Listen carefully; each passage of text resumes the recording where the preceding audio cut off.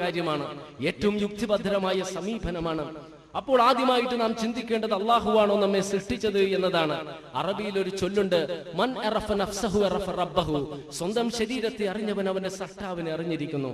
ശരീരത്തിൽ അനേക ദൃഷ്ടാന്തങ്ങളുണ്ട്, ഒരിക്കലും സൃഷ്ടാവിനെ നമുക്ക് നിഷേധിക്കുവാൻ സാധിക്കാത്ത ദൃഷ്ടാന്തങ്ങൾ. ആധുനിക രണാങ്കണ ഭൂമിയിൽ നടക്കുന്ന യുദ്ധങ്ങളെക്കാൾ സങ്കീർണമായ യുദ്ധങ്ങളാണ് ഓരോ വ്യക്തിയുടെയും ശരീരത്തിന്റെ ഉള്ളിൽ നടക്കുന്നത്. ഒരു വശത്ത് രണാങ്കണ ഭൂമിയിൽ ശരീരത്തെ കാർന്നു തിന്നുവാനുള്ള ബാക്ടീരിയകളും വൈറസുകളും അണിനിരക്കുമ്പോൾ, മറുവശത്താകട്ടെ അതിനെ പ്രതിരോധിക്കുവാനുള്ള പ്രതിരോധ സൈന്യം അണിനിരക്കുകയാണ്. ആദ്യമായിട്ട് രണാങ്കണ ഭൂമിയിൽ എത്തുന്നത് ഫാഗോസൈറ്റ്സ് ആണ്. ഈ ഫാഗോസൈറ്റ്സിന് ബാക്ടീരിയകളെയും വൈറസുകളെയും നശിപ്പിക്കുവാൻ കഴിയുന്നില്ല എങ്കിൽ മാക്രോഫാഗസിന് വിവരം അറിയിക്കുന്നു. മാക്രോഫാഗസ് ആകട്ടെ ഓക്സിലറി ബി സെൽസുകളെ വിവരം അറിയിക്കുന്നു. ഓക്സിലറി ബി സെൽസുകൾ ടി സെൽസുകൾ വിവരം അറിയിക്കുന്നു. ശത്രുക്കളായ ബാക്ടീരിയകളെയും വൈറസുകളെയും കണ്ടിട്ടില്ല എങ്കിൽ പോലും ആയുധം ഉൽപ്പാദിപ്പിക്കുകയും അതിനെതിരെ പ്രയോഗിക്കുകയും ചെയ്യുന്നു. പിന്നീട് രണാങ്കണ ഭൂമിയിൽ എത്തുന്നതാണ് ഓപ്രസീവ് ടി സെൽസ്.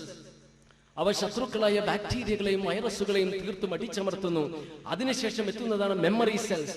ഈ ശത്രുക്കളായ ബാക്ടീരിയകളെയും വൈറസുകളെയും സംബന്ധിച്ചും അതിനെതിരെ പ്രയോഗിച്ച ആയുധത്തെ സംബന്ധിച്ചും അത് ഓർമ്മയിൽ സൂക്ഷിച്ചു വെക്കുന്നു, ഭാവിയിൽ ഉപയോഗിക്കുവാനായിട്ട്. ഇത്രയും സങ്കീർണമായ ഒരു പ്രതിരോധ സംവിധാനം നമ്മുടെ ശരീരത്തിന്റെ ഉള്ളിൽ യാദൃശ്ചികമായിട്ടുണ്ടാകുമോ? 30 വർഷങ്ങൾക്ക് മുൻപ് ഈ പ്രതിരോധ സംവിധാനത്തിന് മനുഷ്യന്റെ കുത്തഴിഞ്ഞ ലൈംഗിക ആ പ്രവൃത്തി മൂലം നാശം സംഭവിച്ചിട്ട് എയ്ഡ്സ് എന്ന മാറാരോഗം ഉണ്ടായല്ലോ. 30 വർഷത്തോളമായി ശാസ്ത്രജ്ഞന്മാർ അതിന് മരുന്ന് കണ്ടെത്തുവാൻ ശ്രമിക്കുന്നു, ഇതുവരെയും കണ്ടെത്തുവാൻ കഴിഞ്ഞിട്ടില്ല. അപ്പോൾ ഈ മഹത്തരമായ ഈ പ്രതിരോധ സംവിധാനം എങ്ങനെയാണ് യാദൃശ്ചികമായിട്ടുണ്ടാകുന്നത്? ലക്ഷക്കണക്കിന് വർഷങ്ങളായിട്ട് പർവ്വതങ്ങളിൽ മഴ പെയ്തിട്ടും മൈക്കൽ ആഞ്ചലോ കൊത്തിവെച്ചതുപോലെ ഒരു പ്രതിമയുണ്ടായിട്ടില്ല. ഇരുമ്പും തുരുമ്പും കിടക്കുന്ന തുറസായ പ്രദേശത്തിലൂടെ ഇടിമിന്നലും കൊടുങ്കാറ്റും കടന്നുപോയിട്ട് യാദൃശ്ചികമായിട്ടൊരു പ്ലെയിൻ ഉണ്ടായിട്ടില്ല. അപ്പോൾ അതിനേക്കാൾ സങ്കീർണമായ മനുഷ്യ ശരീരം യാദൃശ്ചികമായി ഉണ്ടായെന്ന് പറഞ്ഞാൽ യുക്തിക്കും ബുദ്ധിക്കും യോജിക്കുന്നതല്ല. അപ്പോൾ സ്രഷ്ടാവാണ് നമ്മയെല്ലാം സൃഷ്ടിച്ചത് എന്നതിനെ സംബന്ധിച്ച് യാതൊരു സംശയമില്ല. അങ്ങനെ സൃഷ്ടിച്ചിട്ടുള്ള സ്രഷ്ടാവിന് വീണ്ടും സൃഷ്ടിക്കുക എന്നത് എളുപ്പമുള്ള കാര്യമാണ്. സൗരയുധ വ്യവസ്ഥയിലെ വിശാലമായ ശ്മശാനത്തിൽ സകലമാന സൗഭാഗ്യങ്ങളോടും നിർഭാഗ്യങ്ങളോടും കൂടി എന്നത്തേക്കുമായി അവസാനിക്കുന്നതല്ല മനുഷ്യ ജീവിതം. മറിച്ച് സമകാലിക ലോകത്തിനപ്പുറത്ത് മനുഷ്യന്റെ സ്വപ്നങ്ങളും സങ്കല്പങ്ങളും സാക്ഷാത്കരിക്കുവാൻ സാധിക്കുന്ന ലോകത്തിലേക്കുള്ള യാത്ര മാത്രമാണ് മരണം. ജീവിതത്തിന്റെ പരിസമാപ്തിയല്ല. മരണത്തോടുകൂടിയാണ് ആ ജീവിതത്തിലേക്കുള്ള യഥാർത്ഥ മോചനത്തിലേക്കുള്ള പാത യാത്ര ആരംഭിക്കുന്നത്. അപ്പോൾ എന്തിനാണ് അള്ളാഹു നമ്മെ സൃഷ്ടിച്ചിരിക്കുന്നത്? വിശുദ്ധ ഖുർആൻ 23-ാം അധ്യായത്തിലെ 115-ാം വചനത്തിൽ പറയുന്നുണ്ട്, അഫഹസിബതും അന്നമാ ഖലഖനാകും അബസൻ വഅന്നകും ഇലൈനാ ലാ തുർജഊൻ. നിങ്ങളെ വെറുതെ കളിതമാശക്ക് സൃഷ്ടിച്ചതാണോ? നിങ്ങൾ നമ്മിലേക്ക് മടക്കപ്പെടില്ലെന്ന് നിങ്ങൾ തെറ്റിദ്ധരിക്കുന്നുവോ? അപ്പോൾ വ്യക്തമായ ഉദ്ദേശ ലക്ഷ്യത്തോടു കൂടിയാണ് നിങ്ങളെ നാം സൃഷ്ടിച്ചതെന്നും ആ ഉദ്ദേശ ലക്ഷ്യങ്ങൾ സാക്ഷാത്കരിച്ചിട്ടുണ്ടോ ഇല്ലയോ എന്ന് വ്യക്തമായിട്ട് നിർവചിക്കാൻ നിങ്ങളെ നമ്മിലേക്ക് മടക്കുക തന്നെ ചെയ്യുമെന്ന് അള്ളാഹു വെല്ലുവിളിക്കുകയാണ്. അപ്പോൾ തിരിച്ച് അള്ളാഹുവിന്റെ അടുത്തേക്ക് പോകുമ്പോൾ, സ്രഷ്ടാവിന്റെ അടുത്തേക്ക് പോകുമ്പോൾ ആ ഉദ്ദേശ ലക്ഷ്യങ്ങൾ സാക്ഷാത്കരിച്ചിട്ടുണ്ടോ ഇല്ലയോ എന്ന് നാം അറിയണ്ടേ? ആ ലക്ഷ്യങ്ങൾ എന്താണ് എന്ന് നാം അറിയണ്ടേ? അവിടെയാണ് മാനവമോചനത്തിന് സ്രഷ്ടാവിന്റെ സന്ദേശം എന്ന ഈ സമ്മേളന പ്രമേയത്തിന്റെ പ്രാധാന്യവും പ്രസക്തിയും എന്ന് മനസ്സിലാക്കുക. അള്ളാഹു 67-ാം അധ്യായത്തിലെ 2-ാം വചനത്തിൽ പറയുന്നുണ്ട്, അല്ലദീ ഖലഖൽ മൗത വൽ ഹയാത ലിയബ്ലുവകും അയ്യുക്കും അഹ്സനു അമല. നിങ്ങളിൽ ആരാണ് സൽക്കർമ്മങ്ങൾ അധികരിപ്പിക്കുന്നത് എന്നറിയാൻ ജീവിതവും മരണവും സൃഷ്ടിച്ചവനാണ് അള്ളാഹു. അപ്പോൾ സൽക്കർമ്മങ്ങളിലൂടെയാണ് നമുക്ക് പരലോക വിജയം കരസ്ഥമാക്കുവാൻ സാധിക്കുന്നത്. മാനവമോചനം കരസ്ഥമാക്കുവാൻ സാധിക്കുന്നത് സൽക്കർമ്മങ്ങളിലൂടെയാണ്. ആ സൽക്കർമ്മങ്ങൾ എന്താണ് എന്ന് നാം അറിഞ്ഞിരിക്കേണ്ടേ. അവിടെയാണ് നമ്മുടെ പ്രമേയമായ മാനവമോചനത്തിന് സ്രഷ്ടാവിന്റെ സന്ദേശം എന്ന പ്രമേയത്തിന്റെ പ്രാധാന്യവും പ്രസക്തിയും. ഇവിടെ അള്ളാഹുവിനെ മാത്രം ആരാധിക്കുക, പ്രപഞ്ചത്തെയും സർവസ്വവും സൃഷ്ടിച്ച സ്രഷ്ടാവിനെ മാത്രം ആരാധിക്കുക, അവനോട് മാത്രം പ്രാർത്ഥിക്കുക, അവനോട് മാത്രം ദൈവിക സഹായം തേടുക, അവന്റെ മുൻപിൽ മാത്രം ശിരസ് കുമ്പിടുക, അവനല്ലാത്ത ആരോടും പ്രാർത്ഥിക്കാതിരിക്കുക, അവനല്ലാത്ത ആരോടും ദൈവിക സഹായം തേടാതിരിക്കുക, അവനിൽ പങ്കുചേർക്കാതിരിക്കുക എന്നതാണ് ഏറ്റവും വലിയ സൽക്കർമ്മം. സ്വാഭാവികമായിട്ടും ചോദ്യം ഉയരാം, ഈ സ്രഷ്ടാവിനെ മാത്രം ആരാധിക്കണമെന്ന് പറയുന്നത് എന്താണ് അടിസ്ഥാനമെന്ന്? കമ്മ്യൂണിസ്റ്റുകാരനോട്, നിരീശ്വരവാദിയോട്, മുസ്ലിമിനോട്, ക്രിസ്ത്യാനിയോട്, പാർസി മതക്കാരനോട്, ജൈന മതക്കാരോട് എല്ലാവരോടും നമുക്ക് ചോദിക്കാം, മാതാപിതാക്കളെ സ്നേഹിക്കണമോ വേണ്ടയോ എന്ന്. അവർ ഒരേ സ്വരത്തിൽ പറയും, സ്നേഹിക്കണം.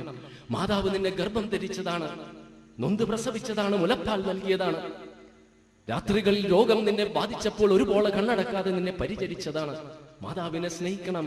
പിതാവ് നിനക്ക് സാമ്പത്തികമായി സഹായങ്ങൾ നൽകി, വിദ്യാഭ്യാസം നൽകി, കളിപ്പാട്ടങ്ങൾ വാങ്ങി തന്നു. അതുകൊണ്ട് പിതാവിനെയും സ്നേഹിക്കണം, തർക്കമില്ല. ഒരു വ്യക്തി നാട്ടുകാരെ മുഴുവനും നോക്കുന്നു, എന്നാൽ മാതാപിതാക്കളെ നോക്കുന്നില്ല എങ്കിൽ അയാളെ നാം ബഹുമാനിക്കുമോ? അയാളോട് നമുക്ക് സ്നേഹം തോന്നുമോ? ഈ ഇന്ത്യ രാജ്യത്ത് ജീവിച്ചിട്ട് ഇന്ത്യൻ ഭരണഘടന ഞങ്ങൾ അംഗീകരിക്കില്ല, അമേരിക്കൻ ഭരണഘടന മാത്രമേ അംഗീകരിക്കുകയുള്ളൂ എന്ന് പറഞ്ഞാൽ വലിയ തെറ്റാണ്. എന്തുകൊണ്ട് തെറ്റാകുന്നു എന്ന് ചോദിച്ചാൽ, ഇന്ത്യയിൽ ജീവിച്ചിവിടുത്തെ സുഖ സൗകര്യങ്ങൾ ആസ്വദിച്ചിട്ട് ഇന്ത്യൻ ഭരണഘടന നാം അംഗീകരിക്കില്ല, അമേരിക്കൻ ഭരണഘടനയെ അംഗീകരിക്കുകയുള്ളൂ എന്ന് പറഞ്ഞാൽ വലിയ തെറ്റാണ്. അപ്പോൾ നമുക്ക് കാണുവാനുള്ള കണ്ണുകളും, കേൾക്കുവാനുള്ള കാതുകളും, ചിന്തിക്കാനുള്ള മസ്തിഷ്കവും, രുചിക്കാനുള്ള നാവും, സ്പർശിക്കാനുള്ള ത്വക്കും, പ്രവർത്തിക്കാനുള്ള കൈകളും, ചലിക്കാനുള്ള പാദങ്ങളും, ശ്വസിക്കാനുള്ള വായുവും, കുടിക്കാനുള്ള ജലവും, അങ്ങനെ എണ്ണി തിട്ടപ്പെടുത്തുവാൻ സാധിക്കാത്ത അനുഗ്രഹങ്ങൾ നൽകിയ സ്രഷ്ടാവിനെയല്ലേ നാം ആരാധിക്കേണ്ടത്? സൃഷ്ടികളെയാണോ? ഇനി മറ്റൊരു വശം കൂടിയുണ്ട് ഇതിന്.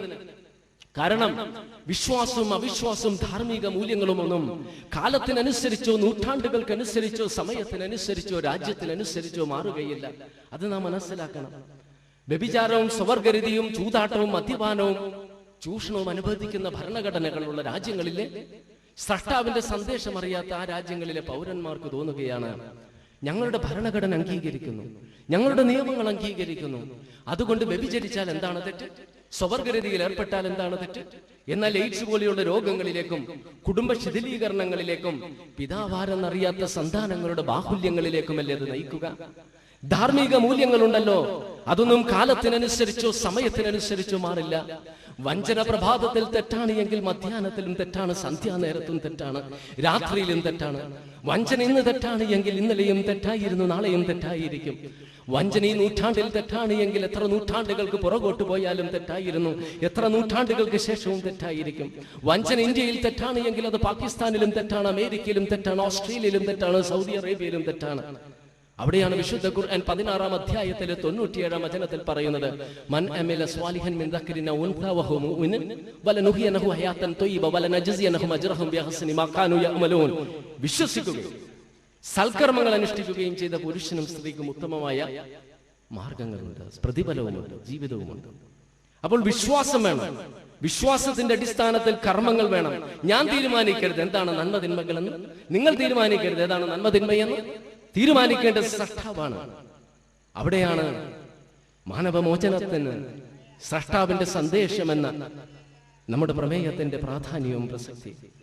അപ്പോൾ സ്രഷ്ടാവിന്റെ സന്ദേശം എന്ത് എന്ന് നാം അറിഞ്ഞിരിക്കണം.